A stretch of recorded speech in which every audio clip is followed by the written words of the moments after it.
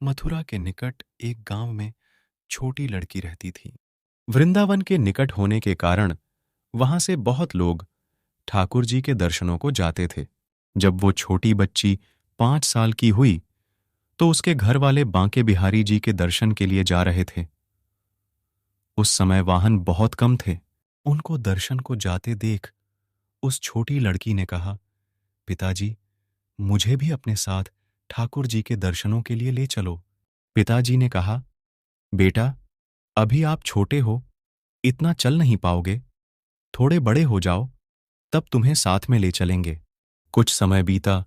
जब वो 7 साल की हुई तो फिर घर वालों का किसी कारणवश वृंदावन जाना हुआ। फिर उस बच्ची ने कहा, पिताजी, अब मुझे भी साथ ले चलो ठाकुर जी के दर्शनों के लिए। लेकिन किसी कारणवश वो उसको न ले जा सके।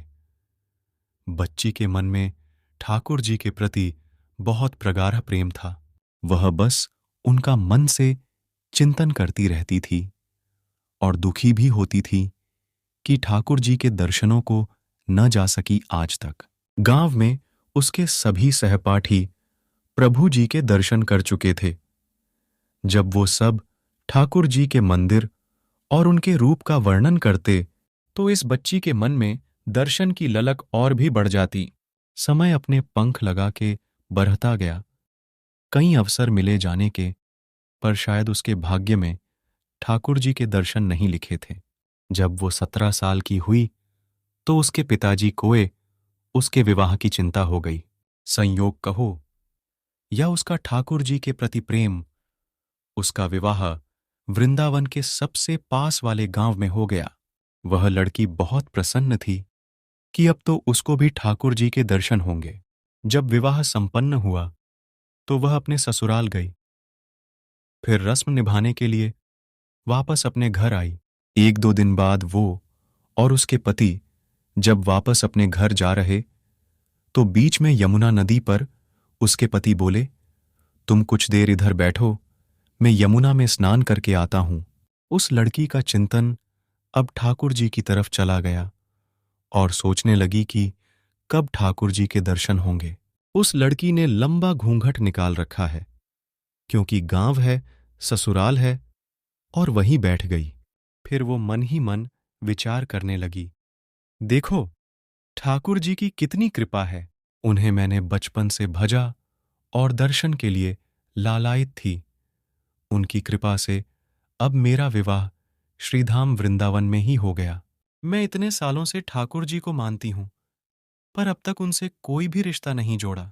फिर सोचने लगी, ठाकुर जी की उम्र क्या हो सकती है। मेरे हिसाब से लगभग 17 वर्ष के ही होंगे। मेरे पति 21 वर्ष के हैं। उनसे थोड़े ही छोटे होंगे, इसलिए वो मेरे पति के छोटे भाई की तरह हुए तो मेरे देवर की तरह। लो, आज से ठाकुर जी मेरे देवर होंगे। अब तो ठाकुर जी से नया संबंध जोड़कर उसको बहुत प्रसन्नता हुई और मन ही मन उनसे कहने लगी, ठाकुर जी, आज से मैं आपकी भाभी और आप मेरे देवर हो गए। पर वो समय कब आएगा जब आप मुझे भाभी भाभी कहकर पुकारोगे। जब वो किशोरी ये सब सोच ही रही थी, तभी एक किशोरवस्था का सांवला सा लड़का उधर आ गया। भाभी भाभी, लड़की अचानक अपने भाव से बाहर आई और सोचने लगी, वृंदावन में तो मैं नई हूं, ये भाभी कहकर कौन बुला रहा है। वो नई थी, इसलिए घूंघट उठाकर भी नहीं देखा कि गांव के किसी बड़े बूढ़े ने देख लिया तो बड़ी बदनामी होगी।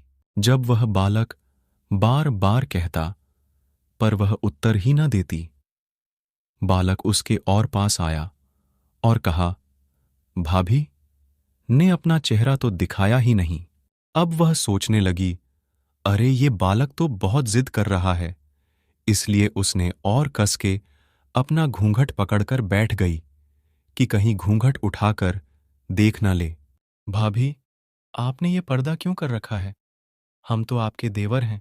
उस लड़की ने उसको एक नजर देखा, फिर कहा, नहीं, हम आपको नहीं जानते, और घूंघट ओढ़ लिया। नहीं नहीं, हम आपको जानते हैं, आप उस गांव के हो ना, बस कुछ ही दूर में हमारा घर है। भाभी, अपना चेहरा तो दिखाओ। जब कह दिया ना हम आपको नहीं जानते, इनको पता चल गया तो बहुत मार पड़ेगी। भाभी, आप तो नाराज हो रही हो। देखो, हम आपके इतने प्यारे देवर हैं, आपसे मिलने के लिए इतनी दूर तक आ गए, और आप हो कि बात भी नहीं कर रहे हो। क्यों आप हमसे मिलना नहीं चाहते थे? और इतना कहते ही उस लड़डचके ने घूंघट खींच लिया और चेहरा देखा और भाग गया। थोड़ी देर में उसका पति भी आ गया। उसने अपने पति को सब बात कही। पति बोला, चिंता मत करो, वृंदावन बहुत बड़ा थोड़े ही है। कभी भी किसी गली में लड़का मिल गया तो हड्डी पसली एक कर दूंगा। फिर कभी भी ऐसा नहीं कर सकेगा। तुम्हें जब भी और जहां भी दिखे मुझे जरूर बताना। फिर दोनों घर चले गए। कुछ दिन बाद उसकी सासू मां ने अपने बेटे से कहा, बेटा, देख तेरा विवाह हो गया, अब बहू मायके से भी आ गई, पर तुम दोनों अभी तक बांके बिहारी जी के दर्शन के लिए नहीं गए। कल तुम जाकर बहू को ठाकुर जी के दर्शन कराकर लाना। अगले दिन दोनों पति और पत्नी ठाकुर जी के दर्शन के लिए मंदिर जाते हैं। मंदिर में बहुत भीड़ थी। लड़का कहने लगा, देखो, तुम स्त्रियों के साथ आगे जाकर दर्शन करो, मैं आता हूं। जब वो आगे गई पर घूंघट नहीं उठाती, उसको डर लगता कोई बड़ा बूढ़ा देखेगा तो कहेगा कि नई बहू घूंघट के बिना ही घूम रही है। बहुत देर हो गई तो पीछे से पति ने आकर कहा, अरे बावली, ठाकुर जी सामने हैं, घूंघट काहे को नाय खोले। घूंघट नाय खोलेगी तो प्रभु जी के दर्शन कैसे करेगी। अब उसने अपना घूंघट उठाया और जो बांके बिहारी जी की ओर देखा तो बांके बिहारी जी की जगह वो ही बालक मुस्कुराता हुआ दिखा। तो वह चिल्लाने लगी, सुनिए ओजी, जल्दी आओ, जल्दी आओ। पति जल्दी से भागा भागा आया और बोला, क्या हुआ? लड़की बोली, उस दिन जो मुझे भाभी भाभी कहकर भागा था ना, वह लड़का मिल गया। पति ने कहा, कहाँ है? अभी उसे देखता हूं। बता तो जरा। उसने ठाकुर जी की ओर इशारा करके बोली, ये रहा आपके सामने ही तो है। उसके पति ने जब देखा तो अवाक ही रह गया और वही मंदिर में ही अपनी पत्नी के चरणों में गिर पड़ा और बोला, तुम बहुत ही धन्य हो। वास्तव में तुम्हारे हृदय में सच्चा भाव ठाकुर जी के प्रति है। हम इतने वर्षों से वृंदावन में हैं, पर आज तक हमें उनके दर्शन नहीं हुए, और तेरा भाव इतना उच्च है कि ठाकुर जी ने तुझे दर्शन दे दिए। ठाकुर जी से सच्चे प्रेम से जो भी रिश्ता बनाओ तो ठाकुर जी उसे जरूर निभाते हैं, जैसे इस कहानी में ठाकुर जी ने देवर का संबंध निभाया। वीडियो अच्छी लगी तो लाइक और सब्सक्राइब करके कमेंट में बांके बिहारी की जय जरूर लिखे।